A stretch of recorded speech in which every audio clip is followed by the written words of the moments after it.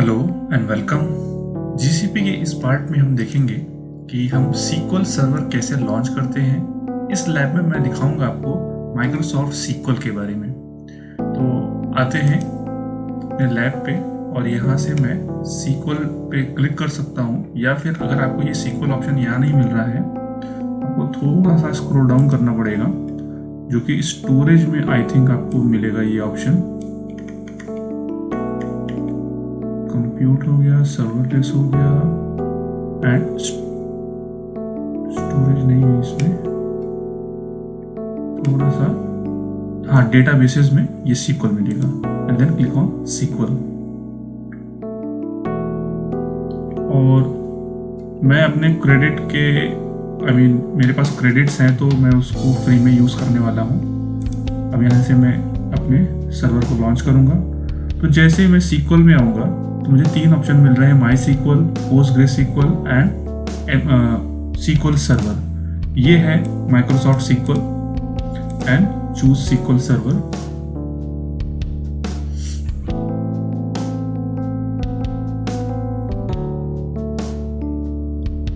अब यहाँ पे मुझे इंस्टेंस आईडी देनी है, तो ये सिर्फ आपके आइडेंटिफिकेशन के लिए है। तो यहाँ पे मैं नेम देता हूँ डेवऑप्स डेमो डेव, और इसका पासवर्ड मैं यहाँ पे जनरेट करा लेता हूँ एंड विजिबल कर देता हूँ। इसको कॉपी कर लेता हूँ मैं। कॉपी करके मैंने इसको नोटपैड में सेव कर लिया है। और डेटाबेस का वर्जन क्या रहेगा, मैं एक्सप्रेस एडिशन यूज़ करने वाला हूँ 2017। आपकी जैसी रिक्वायरमेंट रहे, क्योंकि यहाँ पे आपको सिर्फ 17 और 19 ही मिलने वाला है।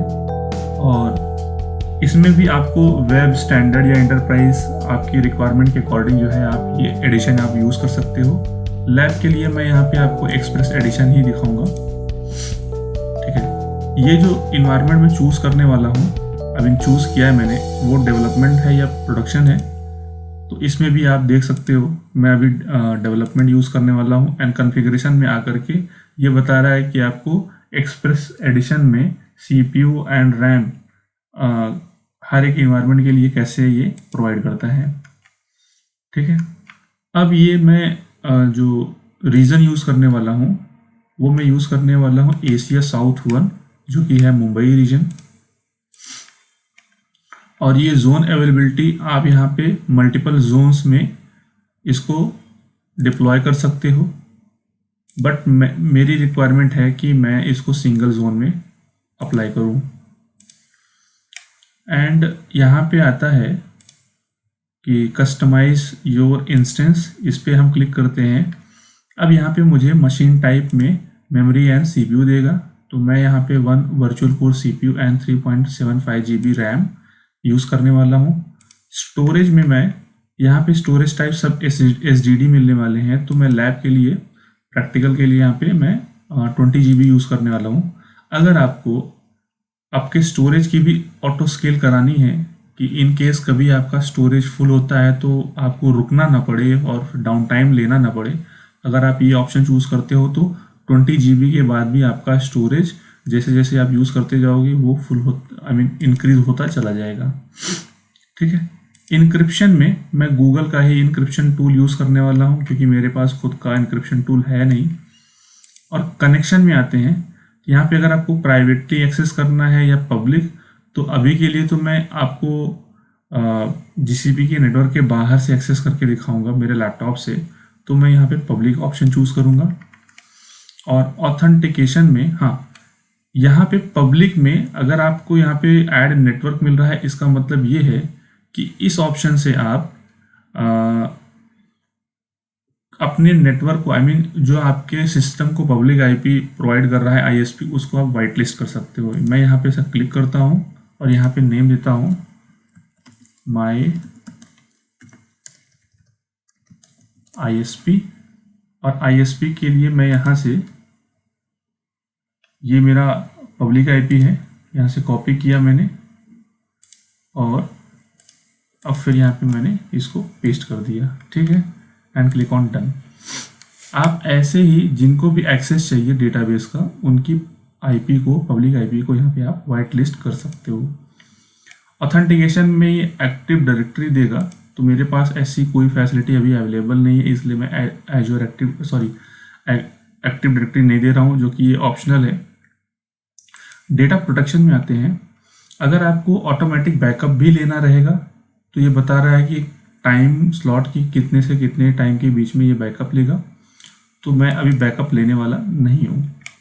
और यहाँ पे इनेबल डिलीशन प्रोटेक्शन है कि एक्सीडेंटल डिलीशन से बचाने के लिए आप ये ऑप्शन को चूज़ करके रखो, आई मीन सेलेक्ट करके रखो, सो दैट कि कोई एक्सीडेंटली आपका डेटा डिलीट ना कर पाए। मेंटेनेंस में कि अगर कुछ इसमें पैचेस या कुछ और अपडेट्स आते हैं तो आप कब इसको अपडेट करना चाहते हो, सैटरडे, संडे या फ्राइडे को, और फिर आपको यहाँ से एक टाइम सेलेक्ट करना होगा कि ये इसमें आपको ऑर्डर टू अपडेट में यहाँ पे अगर आप क्लिक करोगे तो ये बता रहा है कि earlier time is useful to test instance allowing you to see the effect of the updates before it reaches your production instance. तो मैं यहाँ पे ए नहीं चूज़ कर लूँगा। और एडवांस ऑप्शन में आते हैं। यहाँ पे आपको अगर कोई आई मीन मेंटेनेंस को डिनाई करना रहेगा तो आप यहाँ से भी चूज़ कर सकते हो। फ्लैग एंड पैरामीटर्स, इसमें आपको कुछ चेंज करने की ज़रूरत नहीं है, बस आपको ये देखना रहेगा कि मान लो कि यहाँ पे ये डिफ़ॉल्ट कोलेशन दे रहा है। लेट्स सपोज कि आपके पास एक ऑन प्रीमाइस डेटाबेस है, आप उसको माइग्रेट कराने वाले हो, तो आपको दोनों का कोलेशन देखना पड़ेगा कि दोनों का कोलेशन क्या है। अगर ये चेंज रहता है तो आई थिंक आपका डेटा माइग्रेशन नहीं हो पाएगा ऑन प्रीमाइस टू क्लाउड। तो बी केयरफुल कि आप जो यहाँ पे ऑप्शन यूज़ कर रहे हो आप प्रॉपर है या नहीं है। और टाइम जोन मेरा यूटीसी है। और इसके बाद यहाँ पे अगर आपको लेबल देना है, इन्वायरमेंट वगैरह कुछ सेट करना है कि environment equals to dev application for किसी पर्टिकुलर क्लाइंट का नाम देना है, तो आप यहाँ पे लेबल भी सेट करते हो। और ये ऑप्शन आने के बाद क्लिक ऑन क्रिएट इंस्टेंस। ये थोड़ा सा टाइम लेगा इंस्टेंस क्रिएट होने में। यहाँ पे आप देख सकते हो इंस्टेंस क्रिएट हो रहा है मेरा, तो तब तक के लिए मैं वीडियो को पॉज कर देता हूँ। ऑलराइट, सो डेटाबेस हमारा क्रिएट हो चुका है। अब हम आते हैं अपने सीक्वल ऑप्शन पे। इसको मैं मिनिमाइज कर देता हूँ। यहाँ पे आपको दिखेगा कि ये प्रॉपरली हेल्दी है।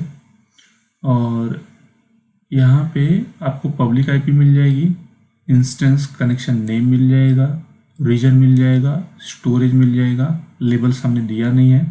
एक्शन में आप इसको एडिट कर सकते हो, क्लोन करके सेम आप क्रिएट कर सकते हो डेटाबेस।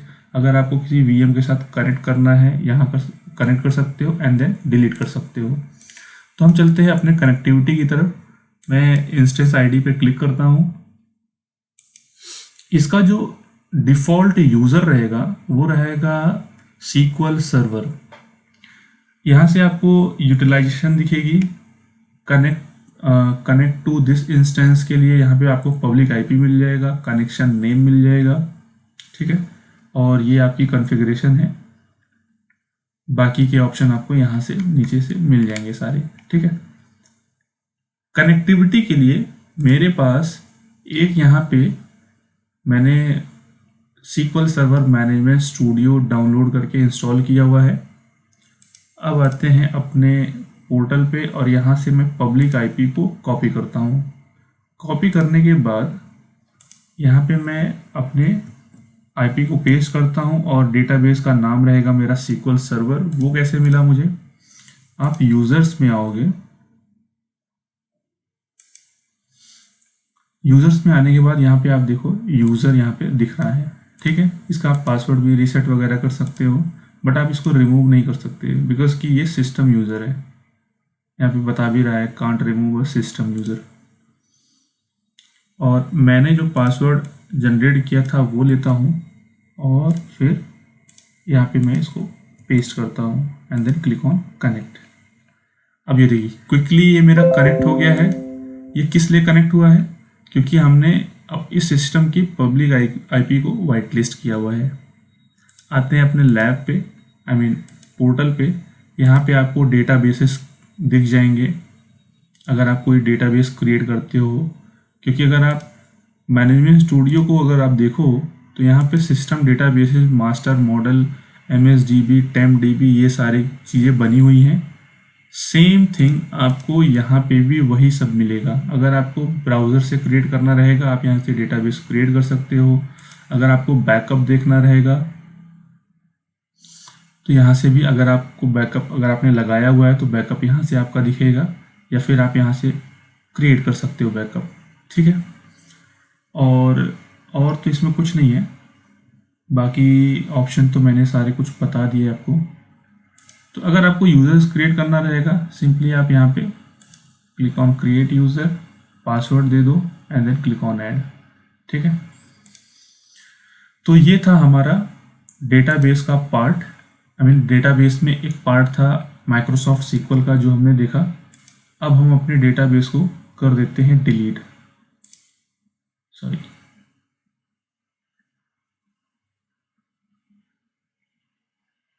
सीक्वल पे आता हूँ। कोई भी रिसोर्स का अगर आप प्रैक्टिकल लैब कर रहे हो तो उसे डिलीट ज़रूर कर दें, अदरवाइज़ आपको बिल आएगा। तो बिल से बचने के लिए जब भी एक आइडियल सिनेरियो होता है कि आपका लैब कंप्लीट हुआ तो आप रिसोर्सेज को डिलीट कर दो। तो यहाँ पे इंस्टेंस आईडी पूछ रहा है, तो जो नाम मैंने दिया था वो यहाँ पे पेस्ट करता हूँ and then click on delete. तो ये डिलीट होना स्टार्ट हो गया है।